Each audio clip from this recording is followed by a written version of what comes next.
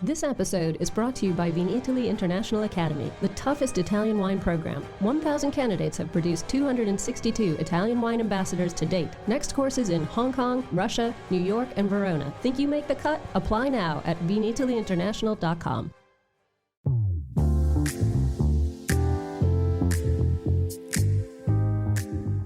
Hello, everybody. My name is Polly Hammond, and you are listening to Uncorked, the Italian wine podcast series about all things marketing and communication. Join me each week for candid conversations with experts from within and beyond the wine world as we explore what it takes to build a profitable business in today's constantly shifting environment. In this episode, we welcome Guillaume Jourdan, founder and CEO of Vita Bella Luxury and Lifestyle, a marketing and communications consultancy dedicated to wine brands. His expertise has informed the strategies of more than 250 international wine brands, including Taittinger, Miraval, Famille Perrin, and Gusbourne, just to name a few. Listen as we dive into the confounding gap between established analog marketing and new fandangled digital spaces, exploring how luxury brands can implement these tactics today to ensure that they remain relevant in the years to come. Let's get into it. So I understood you wanted to talk about the pace of digital transformation in the luxury sector. So first of all, if I may start, I would say that luxury brands were not immune to the difficulties of 2020, but they recovered quickly to reach pre-pandemic levels of growth by 2021. And how did they achieve that? Part of the explanation comes from the fact that luxury brands were timely in doubling down their investment on e-commerce and digital marketing and customer engagement also. The luxury brands that were able to leverage digital technologies to increase customer engagement and shopping experience performed well and were more resilient, according to what we have seen.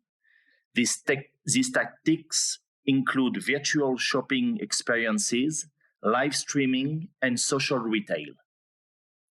We should not forget about China, which is, as you know, the major market for luxury brands. We are not here talking about wine, but luxury as a whole. So luxury commerce innovations in Asia were key for this sector. I think about launching social commerce shops, such as using WeChat. That helped dramatically.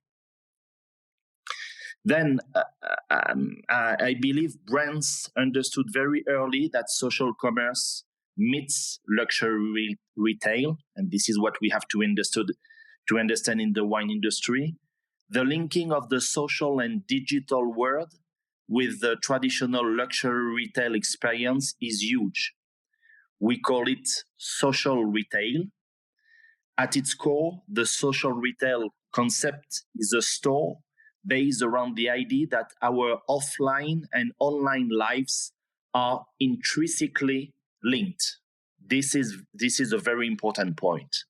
It marks a shift in how brands engage with customers and ultimately imagine what online to offline will look like in the future.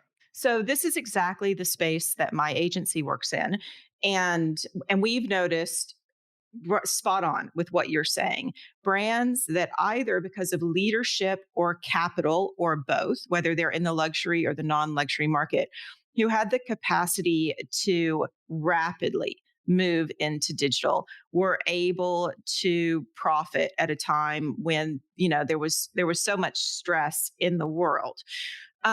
Looking at it now, though, looking at what's happening in digital and wine, some things that we saw were that as COVID and pandemic lockdowns were ending, there were a lot of brands who were saying, okay, we've done this, but now we're going to go back to the way that we were doing things before the pandemic lockdowns.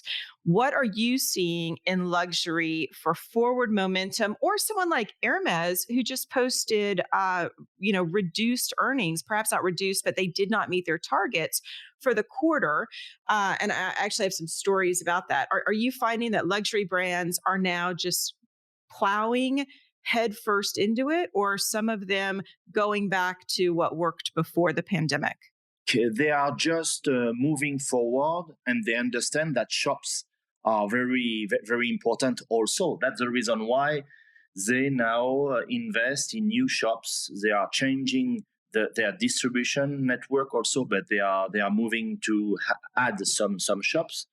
But definitely, you have e-commerce, social commerce, shops, all this together.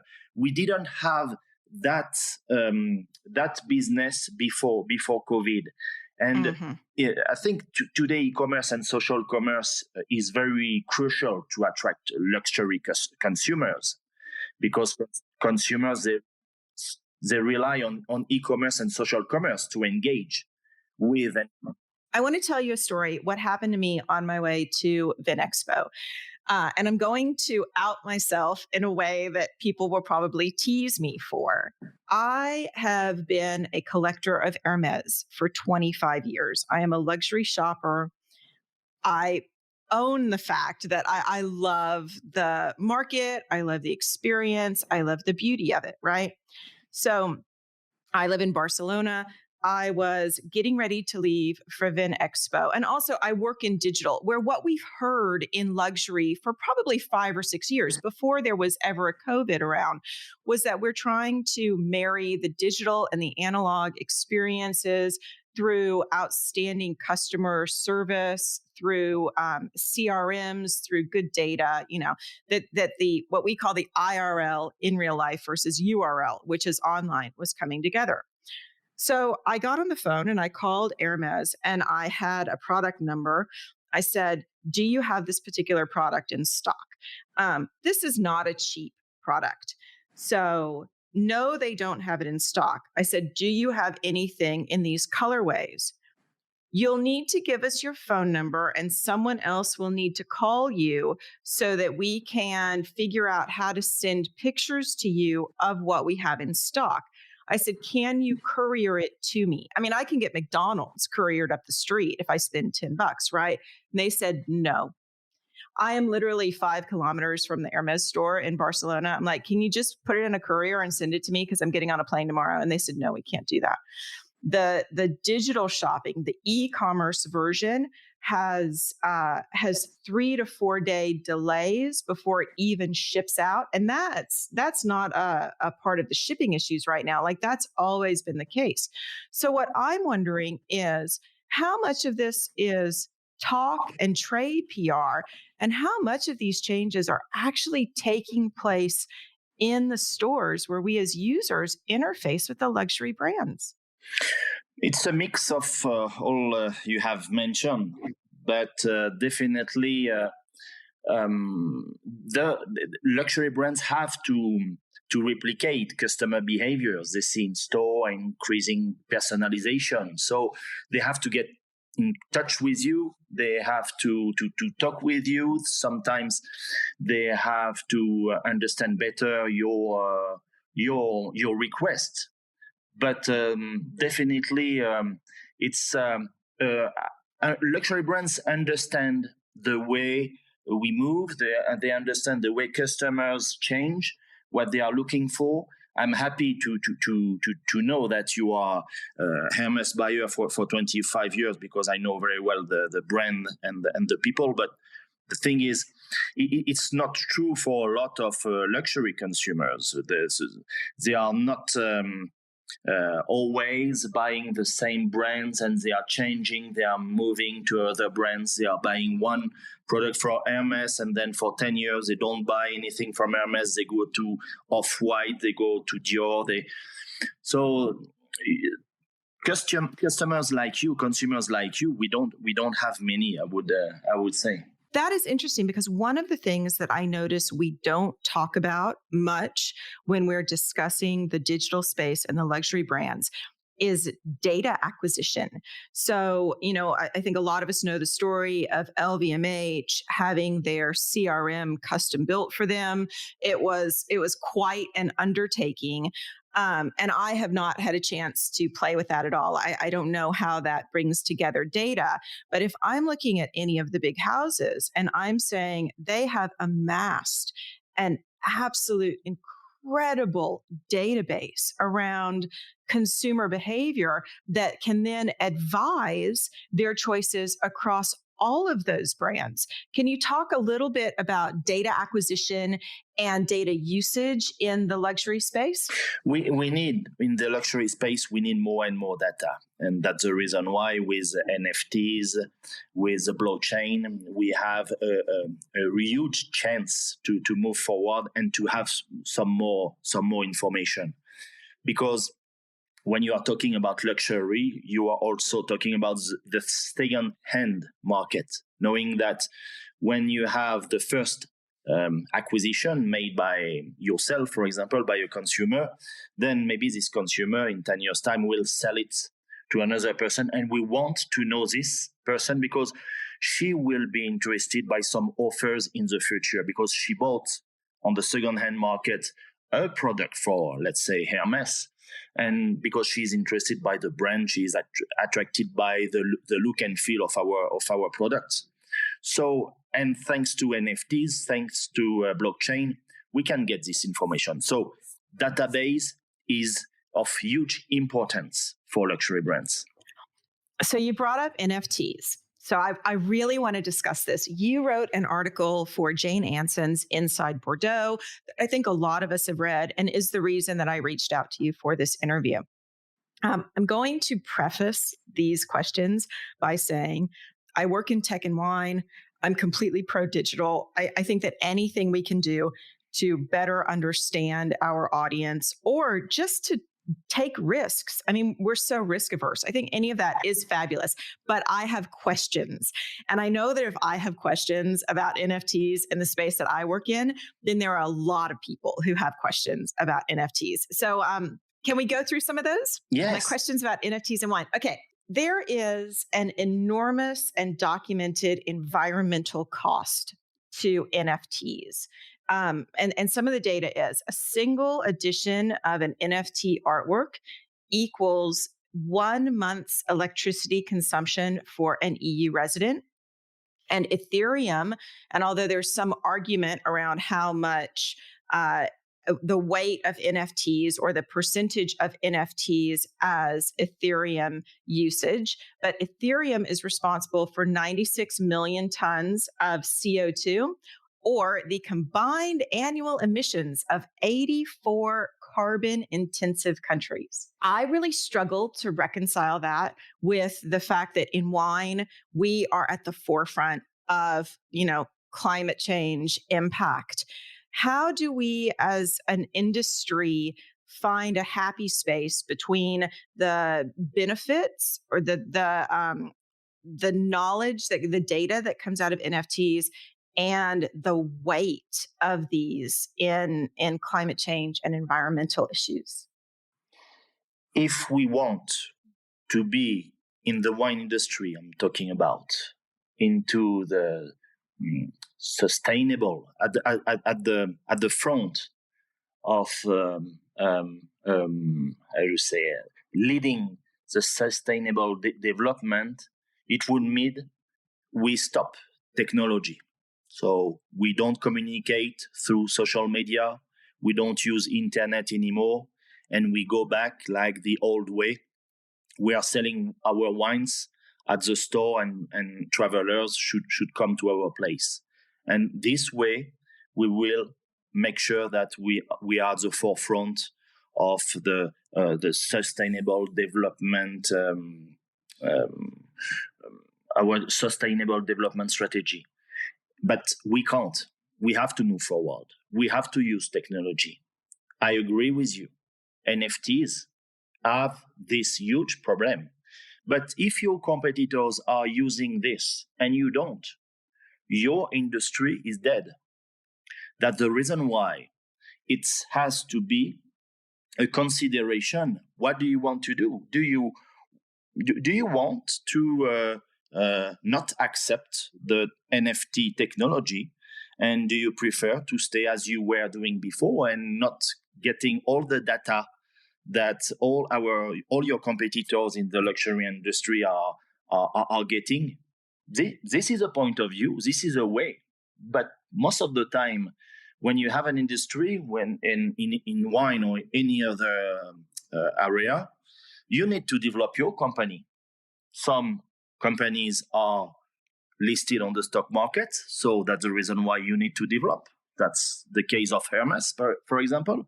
They are listing on the stock market, so they have to make sure that every quarter they develop their business and they are making even more money and they are even more profitable. Or they say, we consider that NFTs are not good for the environment, and we, as a brand or as an industry, we say we don't go into this because it's not in line with our policy in terms of sustainable development. What you're saying is this is a mitigated risk. If we don't do it, we have no industry. So we have to walk the line between between profits and sustainability. So I think that that's really fair. Also in the context of it's about progress, it's not about perfection. Polly, I'm gonna give you an example. It was 10 years ago. And in the wine industry, people were telling me, we don't need social media. You know, we are working with famous wine brands. We are advising them for now 15. I still have people say that, just so you know. More than 15 years. And when we were advising to have a social media strategy, they were looking at us and they were saying, we don't need this. This is for other industries, but not the wine industry. It's not the way we want to go. Now they all ask for a social media strategy. That will be exactly the same for NFTs. They don't accept this because it's related to cryptocurrencies, and cryptocurrencies have so much risk and so on. And it's related to our blockchain technology. They don't understand. But when Facebook, which is Meta, but in a few months, will be the real Meta, and everyone will use it. When everyone will be into the metaverse, the wine industry will understand that blockchain is extremely important. NFTs will be even more important, and being in the metaverse will be important in the future. We are now at the beginning of a revolution. This, I call it a disruption. Christensen, when he wrote in 1999, The Innovator's Dilemma, was talking about disruption. This is exactly what we are saying now. In 96, 97, people saw the internet as a huge boom, a new revolution. And this is what we are saying now with the blockchain and with NFTs. So many people in the wine industry, they don't consider it. They don't want to consider it. They don't want to go into it, but they will have to go in a near future or in a medium-term future. Okay, so if we go back to what you were saying about social media and wine being slow to adopt new digital, one of the reasons that we hear from brands is that it was never factored into their margins. The new costs of communication are extraordinary. And I want to bring up something that we saw happen, I think it was the middle of last year, that, to be fair, still pisses me off to no end. In NFTs, there is a website called Bitwine. I don't know if you've ever seen it, where a Toronto sommelier recreated hundreds of wine brand bottles as pixel art and has sold them. And I actually looked them up today. You've got Dom Perignon, the NFT, it's not overtly branded, but when you look at this pixel art, you know exactly what it is. I actually found one of my clients' bottles on there this morning. So the Dom sells for $1,600, of course, in cryptocurrency.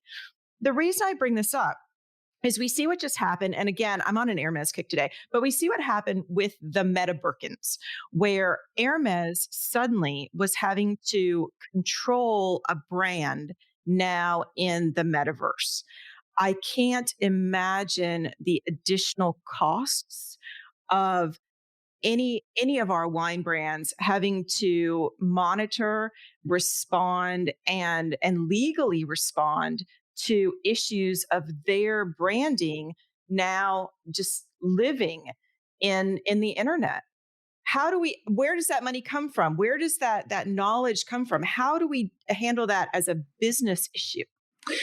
I'm talking with US lawyers, UK lawyers, French lawyers on a huge topic now, very important for brands. And first of all, LVMH first and Hermes. This is about intellectual property. Now we are going into a universe where there are no regulation. China decided to go to metaverse and to NFTs with their own regulation. I think that the rest of the world will have to define an environment with regulation for these new worlds. What does that mean? That means that today Hermes is going to the court because of the Meta Birkin. Where are they going to the court? They are not going in France. They are going to the US, which is the leading, I would say, the leading word for all these problems. They are going to the South District of New York. And here we start understanding that we will have more and more of these problems. That brings the governments to create and to write some new regulation. So at the end, when the governments consider this new regulation, small companies like ours, wine estate, won't have to take care of it. We will have a universe where it will be, I would say, nicely framed with some regulation. So as we are at the beginning, Hermes had this problem. Now, I believe also Dom Perignon, all the LVMH group, all the luxury brands will have these problems. They go now one by one because they are at the forefront.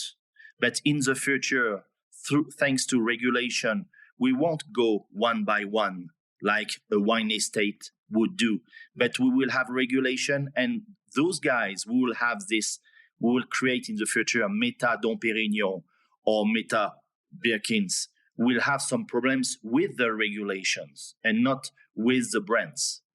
But what's the follow-on effect of that if we extrapolate beyond the metaverse and we say, well, now if I'm a painter, I can't paint an image that has a bottle of Dom Perignon in it because I am at risk of what is effectively product or copyright infringement. Like, where does the regulation of what is being argued as art stop with relation to these brands? It's difficult. We are now. I'm talking. Every week I'm having something like 4-6 hours on this topic because it's a tough topic, and all our brands which are into luxury, it's not only wine but cosmetic and jewelry.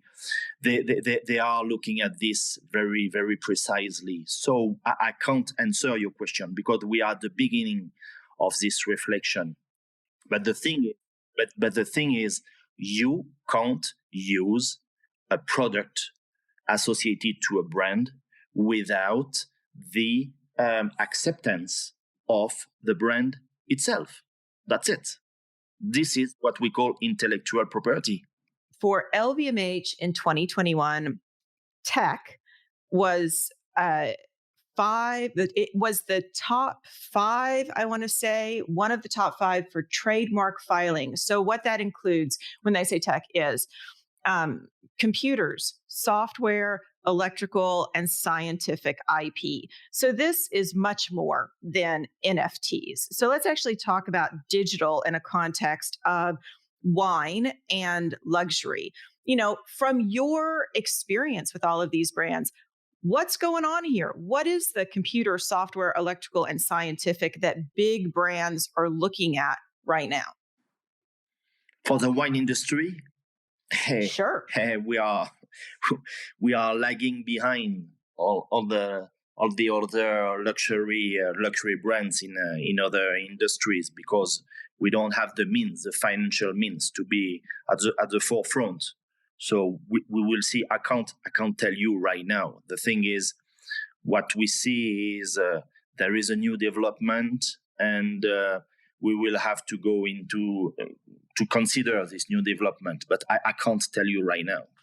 Well, I love the fact that you said we don't have the financial means, because our thing has been for years, we have problems with our business model as an industry. And for most of wine, there's simply not the money there to do what we're seeing other industries do. So this is kind of a foundation problem, I think, that we need to solve. You actually said in one of your articles on positioning, you said it is much easier to launch a new brand with new positioning than it is to try to rehabilitate an existing brand and alter those prices. So do you think that this is a space where we should be looking at alternative identities, sub-brands, sister brands that will allow us to change the terms of our positioning and how we actually play in the market?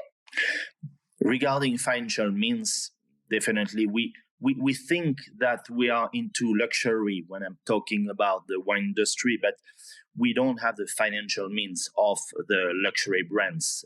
Because first of all, when you look at our sales and when you are looking at our net income, we don't have the same percentage. When in the wine industry, when you have a net income which is equivalent to 7 or 10% of your sales revenue, you are very, very happy. And in the luxury industry, let's talk about cosmetics or jewelry, watch industry, it has nothing to do with this. It's higher, much, much higher, which means that for all our clients who are into cosmetic, for example, we are investing something like 15 or 20% of their annual revenue into communication and marketing. Please name one or two wine brands who can do this.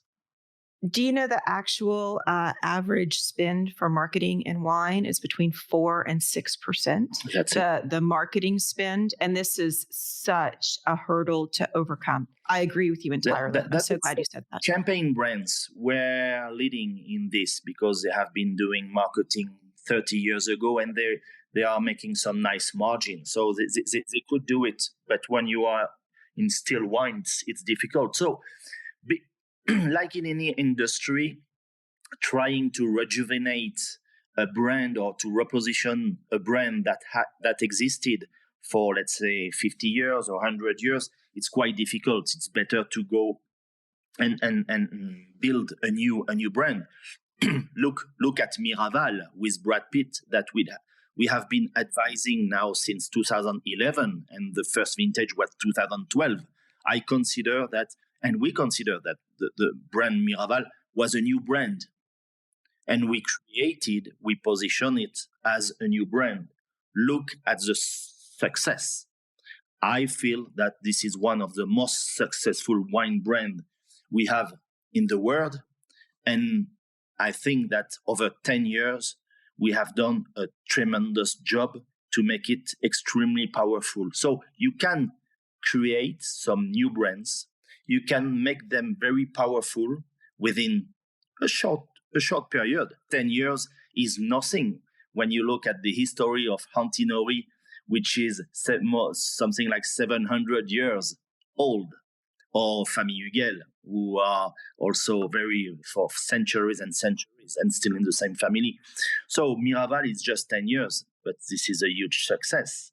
So creating a new brand with financial means would be, I believe, would be the best. Rejuvenating, making a new, repositioning old brand, it's always difficult because you have to go through its DNA. You have maybe to change the mindset of the people who are working in this for this brand. Sometimes the people have been working very long for this brand, and it's very much about change management when you are talking about brand repositioning, because it's not only about having the right idea, it's also to change the mindset of the people and the management who tried to make this brand very successful for decades. Let me jump in. Do you work primarily with French brands? No. French brands are the minority for us. That's why I asked, because French brands we find so difficult for exactly what you're talking about.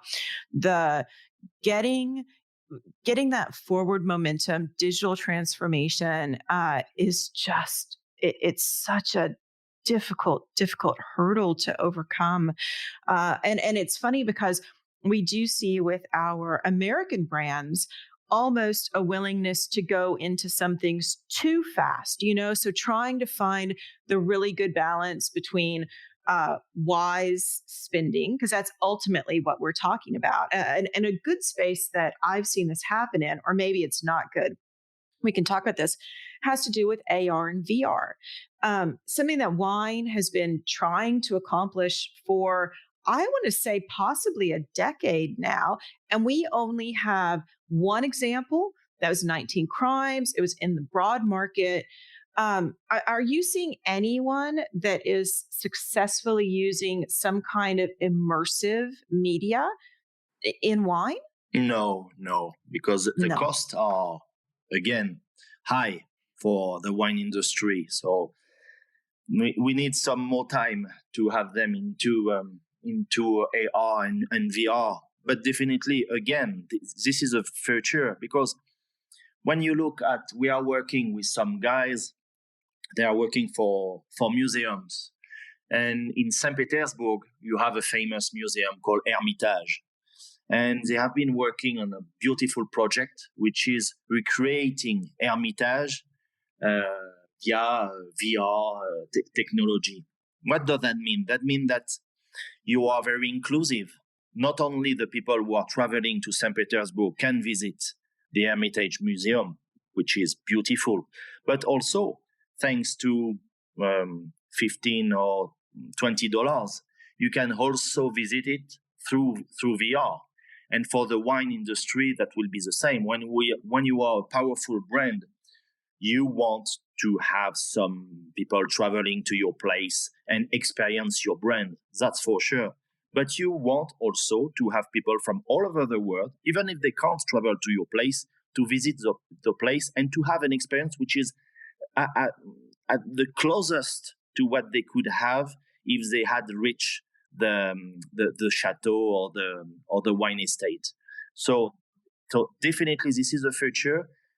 Technology to make it at a low cost is not there right now. It's still very expensive to make it, but this is the future for the wine industry. Is this a challenge for our regulations? And I'm going to actually cite some things happening in luxury right now. So if you go to the Gucci collaboration with Roblox, so Roblox was historically a children's game, and Roblox actually does a lot of marketing to get younger people generating content, new games on the platform. So Gucci can have a relationship with Roblox that alcohol could never have. How do we be expansive in our digital experiences, but also restrictive because of regulations that are different around the world? So there are regulations all over the world that makes it more difficult for the wine industry. That's for sure. But if you want to go into this, you can also think about using your brand in a different way than with alcohol-related products.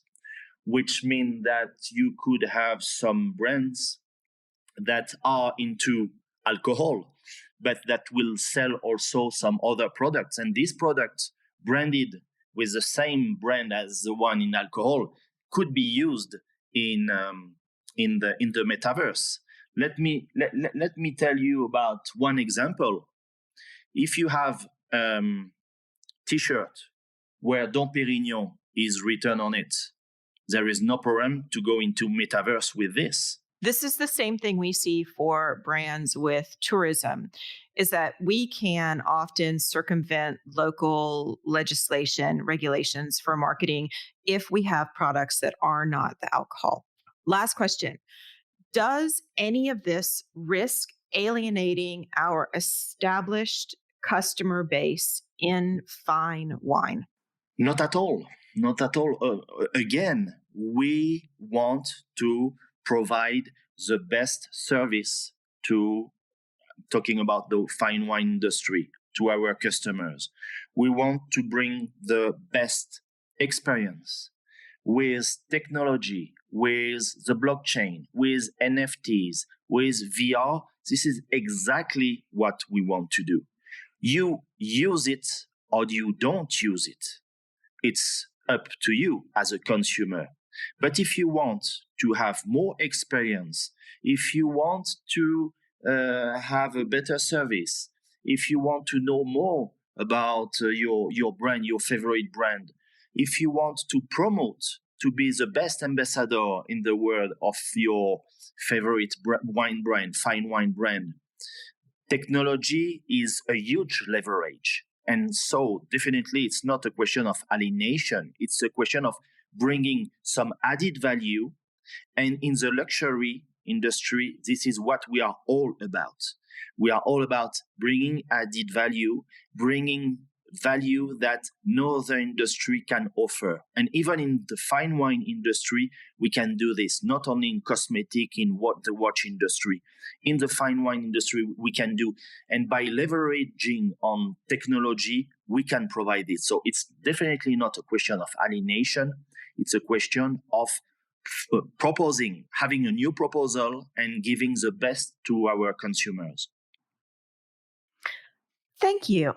That was an excellent interview. I really appreciate your time. And I'm going to say one of the things that has heartened me through this interview is that what you're saying is a lot of what we're saying too. And so often we feel like the odd man out in wine when we're talking to wine brands and we're trying to get them to understand the value of digital experiences, of immersion, of data. And we can't get them to get past the wine in the bottle. And I'm just extraordinarily grateful to you. I know we had some trouble scheduling because we were both bebopping around VinExpo, but thank you, Guillaume. I'm glad to have had the chance to talk to you today. Yes, and just the last point, Polly. Our view at Vitabella is that wine brands can't just rely on heritage and craftsmanship and provenance. So that's the reason why we need this technology. And we need to change the mindset of the people in the wine industry to understand that if their brands become predictable and stop surprising, the customers will move on. You could be in the fine wine industry or any other industry in the wine area. Don't do only what is expected. The customers need desire and emotion. They want to try to do things differently. Well, there's so I've read a lot of, I want to say it's Kapferer. Yes. I think that's right. Yeah. Who writes obviously extensively on luxury, and he writes about this issue of heritage, right, as part of our brand signature, and how heritage can be a double-edged sword.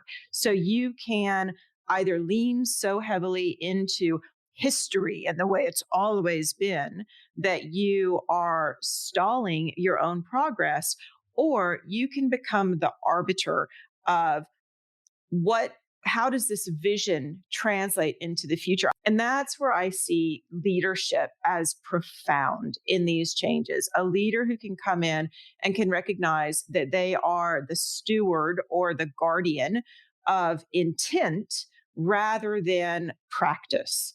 And we just need more of those in wine. Of course. And in the world. Yes, of course. And when you are talking about the fine wine consumers, and all the wine brands are talking to me and say, "Oh, we have to take care of the fine wine consumers," but they are talking about the fine wine consumers of today. I am talking about the fine wine consumer in the future. And this is completely different. Going into metaverse for the fine wine consumers of today may be strange, may be alienating, may be awkward.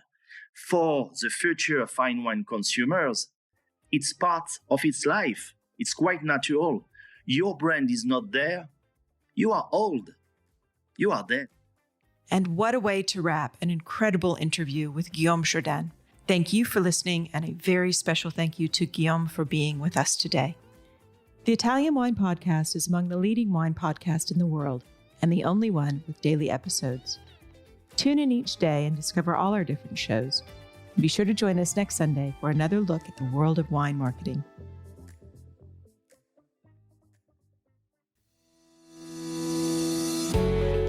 Hi guys, I'm Joy Livingston and I am the producer of the Italian Wine Podcast. Thank you for listening. We are the only wine podcast that has been doing a daily show since the pandemic began. This is a labor of love and we are committed to bringing you free content every day. Of course, this takes time and effort, not to mention the cost of equipment, production, and editing. We would be grateful for your donations, suggestions, requests, and ideas. For more information on how to get in touch, go to ItalianWinePodcast.com.